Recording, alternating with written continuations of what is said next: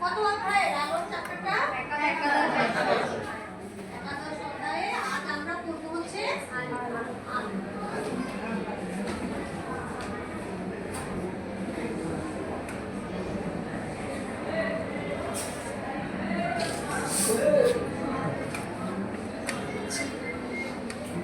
আলো ছাড়া আমরা দেখতে পাই না, গাছপালা জন্মায় না, আমরা যে খাদ্য বস্ত্র পাই সেটাও কিন্তু কোথা থেকে পাই? আলোর প্রধান উৎস কি বলতে পারো? সূর্য। আলোর প্রধান উৎস হচ্ছে সূর্য। আলোর কাজ করার কি সামর্থ্য আছে? আছে। আলোর কাজ করার সামর্থ্য আছে। আচ্ছা, এটাকে আমরা বলতে পারি যে কাজ করার সামর্থ্য তাকে কি বলে? কাজ করার সামর্থ্যকে কি বলে? শক্তি। কাজ করার সামর্থ্যকে কি বলে? শক্তি। তাহলে আমরা বলতে পারি যেহেতু আলো কাজ করার সামর্থ্য রাখে তাহলে আলো এক প্রকার শক্তি। আলো উৎস সূর্য আর আলো এক প্রকার শক্তি, কারণ কাজ করার সামর্থ্য আলোর আছে। আলো অত্যন্ত দ্রুত বেগে চলে, সেকেন্ডে প্রায় 3 লক্ষ কিলোমিটার বেগে আলো চলে। আমরা যদি এইরকম দ্রুতিতে চলতে পারতাম তাহলে এই সেকেন্ডে মিনিমাম 7 বার আমরা পৃথিবীকে ঘুরে আসতে পারি। সেটাকে আমরা পারি না। সেকেন্ডে 3 লক্ষ কিলোমিটার বেগে আলো চলে। এখন আলো কিভাবে চলে? সোজা না বাঁকা? নির্দিষ্ট একটা সরলরেখা। তার মানে সোজা পথে আলো চলে, বাঁকা পথে আলো চলে না। এটা একটা প্রমাণ আমরা দেখব। আলো যে বাঁকা পথে চলে না, সোজা পথে চলে, তার এই প্রমাণটা আমরা এখন দেখব। কিভাবে দেখব? এই যে তোমাদের 3টা শক্ত কাগজ নিলাম, নিয়ে তারপরে কি করলাম? একই সরলরেখায় 3টা ছিদ্র করলাম, তাই তো? ছিদ্র করে এখন একটা মোমবাতি, এই মোমবাতিটা জ্বালিয়ে আমি এখানে রাখলাম। এই আলোটা আমি এখন বসে দেখব যে একই সরলরেখায় আলোটা যাচ্ছে কিনা, দেখা যাচ্ছে কিনা। একদম স্পষ্ট দেখা যাচ্ছে যে আলোটা সোজা সরলরেখায় যাচ্ছে। এখন আলো যে বাঁকা কিনা, আলোটা বাঁকা পথে আলোটা দেখা যায় কিনা সেটা পরীক্ষা করার জন্য আমরা এই একটা কাগজ একটু সরালাম। একটু সরানোর পরে এখন আমরা দেখব যে আলোটা দেখা যায় কিনা বা আলোটা বেঁকে গেল কিনা। তার মানে এখন আমাদের আলোটা দেখা যাচ্ছে না। এদিকে কি বোঝা যায়? যে আলো সোজা পথে চলে, তাই তো? সরল রৈখিক পথে যে আলো চলে তাকে আলো কি বলা হয়? আলোক রশ্মি বলা হয়। আলো যে সরল রৈখিক পথে চলে, মানে সোজা পথে চলে, এটাকে বলা হয় আলোক রশ্মি। সামি আসো দেখি আমরা এই পরীক্ষাটা। বসো, বসে দেখো যে সোজা দেখা যায় কিনা। সোজা দেখা যায়? এখন আমি একটু কাগজটা সরাইলাম, বোর্ডটা সরানোর পরে এখন দেখো আলোটা কি দেখা যায়? দেখা যায় না। কেন দেখা যায় না? সরলরেখা চলে, বাঁকা পথে চলে। Thank you. ওর জন্য একটা স্কার্ফ তালে দাও।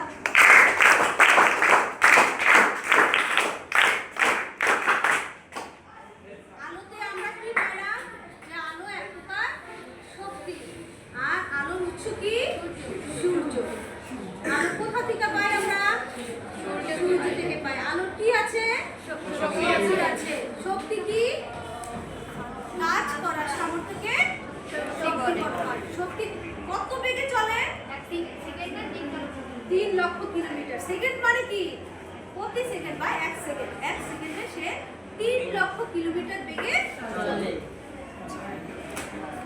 এখন আমরা আর কিছু করব।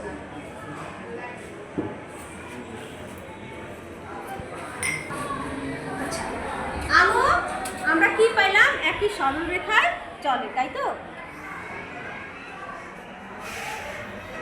আর যখন আমি একটা বোর্ড সরায় নিলাম তখন আর আলোটা, মোমবাতির আলোটা দেখা যাচ্ছে না। তার মানে যে আলো বাঁকা পথে চলে না, একই সরলরেখা সরলরৈখিক পথে চলে। এটাকে বলা হয় কি? সরলরৈখিক পথে চলার জন্য তাকে বলা হয় আলো রশ্মি। এখন আসি আমরা আলো এক স্বচ্ছ মাধ্যম থেকে অন্য আরেক স্বচ্ছ মাধ্যমে যখন তীর্যকভাবে আপতিত হয় তখন মাধ্যমের দিক পরিবর্তনের জন্য তার কি হয়? গতিপথের পরিবর্তন হয়। তাকে কি বলা হয়? আলোর গতিসরণ। যখন এক স্বচ্ছ মাধ্যম থেকে অন্য স্বচ্ছ মাধ্যমে আপতিত হয়, তীর্যকভাবে আলোটা আপতিত হয়, তখন মাধ্যম পরিবর্তনের ফলে তার গতিপথের বা দিকের পরিবর্তন হয়। তাকে কি বলা হয়? আলোর গতিসরণ। এখন আমরা একটা পরীক্ষার মাধ্যমে, বাস্তব প্রমাণের মাধ্যমে দেখবো সেটা ঠিক না ভুল। সেজন্য আমাদের কি লাগবে? একটা গ্লাস, একটা স্বচ্ছ কাচের গ্লাস, তাই না? এই পাশে থেকে ওই পাশে দেখা যায়। এই গ্লাসটার ভিতরে আমি এখন কি দেব? একটা পেন্সিল নেব। একটা পেন্সিল নিয়ে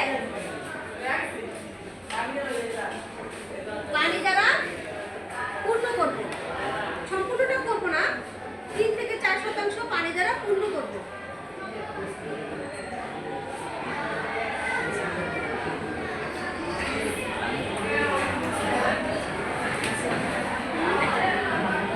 এখন দেখো কি দেখাবে? আমরা জানি কোনো বস্তু থেকে আলো যখন আমাদের চোখে প্রতিফলিত হয় আলোটা, তখন আমরা দেখতে পাই, তাই তো?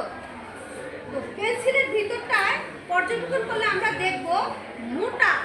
পেন্সিলটাকে গ্লাসে দেখা যাচ্ছে যে খুব মোটা দেখায়, নিচেরটা পানির ভিতরে, এবং পানির তল বরাবর মনে হয় যে এই যে পানির তলটা বরাবর মনে হয় যে ভেঙে গেছে।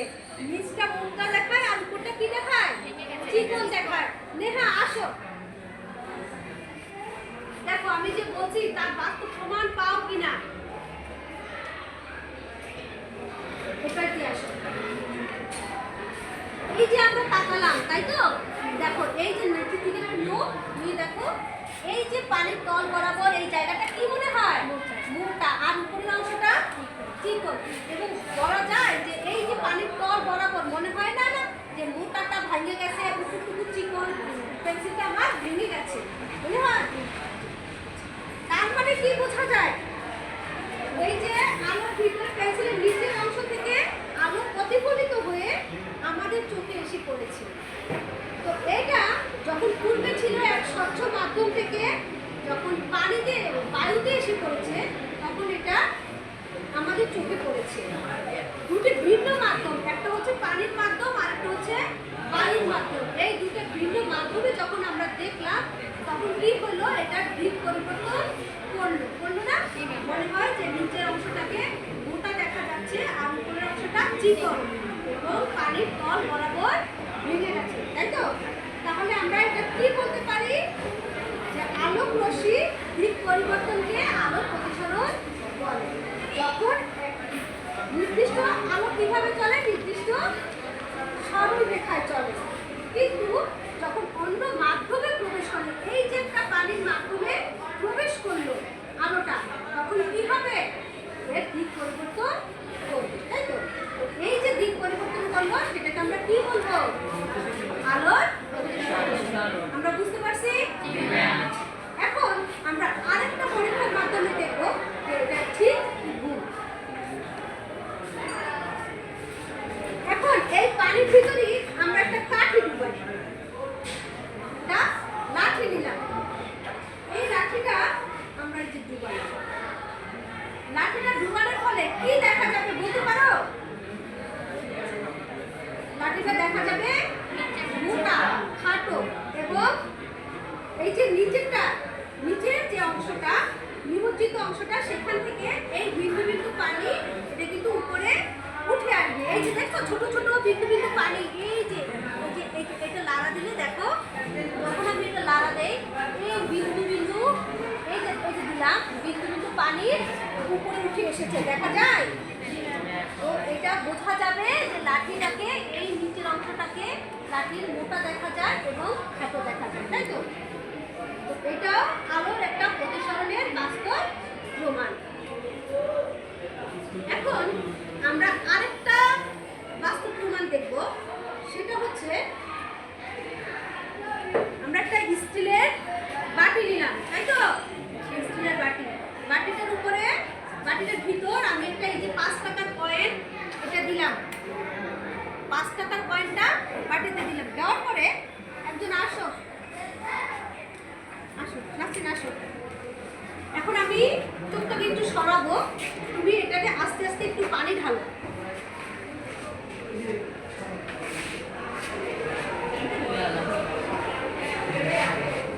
একটু ঢালো, সবটা ঢালো। এখন দেখো, ঠিক আছে রাখো। এই যে পানিটা আমরা স্টিলের বাটির ভিতর দিয়ে কয়েনটা দিলাম, এখন উপর থেকে দেখলে মনে হবে যে জায়গায় আছে। যখন আমি এটা এইভাবে দেখব তখন দেখা যায় যে কয়েনটা সরে গেছে।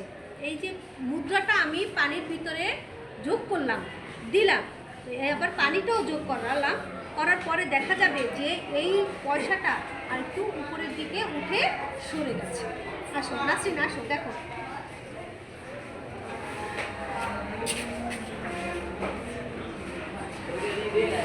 দেখো এটা দেখা যায় কিনা যে উপরে উঠে আসছে বা সরে গেছে কিনা, দেখা যায়? ওকে, থ্যাংক ইউ। এ থেকে বোঝা যায় যে ঘন মাধ্যমের পানি থেকে যখন হালকা মাধ্যমের বায়ুতে আমাদের চোখে প্রতিফলিত হয় আলো, তখন হচ্ছে মুদ্রাটির অবাস্তব প্রতিবিম্ব দেখা যায়। আমরা আজকে 3টা পরীক্ষা দেখলাম আলোর প্রতিসরণের, আর হচ্ছে আলো যে একটা সরল রৈখিক পথে চলে, সোজা পথে চলে, এটাও আমরা বাস্তব প্রমাণ দেখলাম, তাই তো, পরীক্ষার মাধ্যমে। তোমরা কি বুঝতে পারছো আলোর প্রতিসরণটা? আচ্ছা, এই যে দেখো আমরা আলোর প্রতিসরণের যে বাস্তব চিত্রটা আমরা বাস্তব পরীক্ষার মাধ্যমেও দেখলাম, আর চিত্রটার মাধ্যমেও তোমাদের স্পষ্ট দেখা যায়। এটা হচ্ছে নিচের অংশটাকে মোটা দেখায়, তাই তো? আর উপরেরটা মনে হয় না যে তল বরাবর ভেঙে গেছে, তাই তো? একটা চিত্র। তারপর হচ্ছে এটা কাঠি দেওয়ার পরে কি হয়েছে, আলোর প্রতিসরণের ফলে ঘন মাধ্যমের পানি থেকে প্রতিফলিত হয়ে আলো আমাদের চোখে এসে পড়লেই আমরা সেটা দেখতে পাই। আর লাঠির নিমজ্জিত অংশের যে বিন্দু বিন্দুটা উপরে উঠে আসছিল, দেখছিলাম না আমরা, তখন কি দেখা গেছে, নিচেরটা খানিকটা মোটা এবং খাটো, তাই তো? দৈর্ঘ্য কম, এটা মনে হচ্ছে না? তারপর হচ্ছে দেখাইলাম কি মুদ্রা, তাই তো? মুদ্রাটা যেখানে ছিল আমরা চোখ রাখার পরে, পানি দেওয়ার পরে যখন চোখ রাখলাম তখন দেখলাম কি যে জায়গাটায় নাই, সেটা একটু সরে গেছে বা একটু উপরের দিকে উঠে সরে গেছে, তাই তো? আলোর আলো যখন একটা স্বচ্ছ মাধ্যম থেকে আরেকটা স্বচ্ছ মাধ্যমে যায়, তখনই তার মাধ্যমের পরিবর্তনের কারণে তার গতিপথের বা দিকেরও এই যে 3টা দেখালাম, এই 3টা হচ্ছে আলোর প্রতিসরণের একদম বাস্তব প্রয়োগ বা প্রমাণ। আমরা শিখতে পারছি না আলোর প্রতিসরণ? তোমাদের সবাইকে ধন্যবাদ, সবাই ভালো থাকবেন।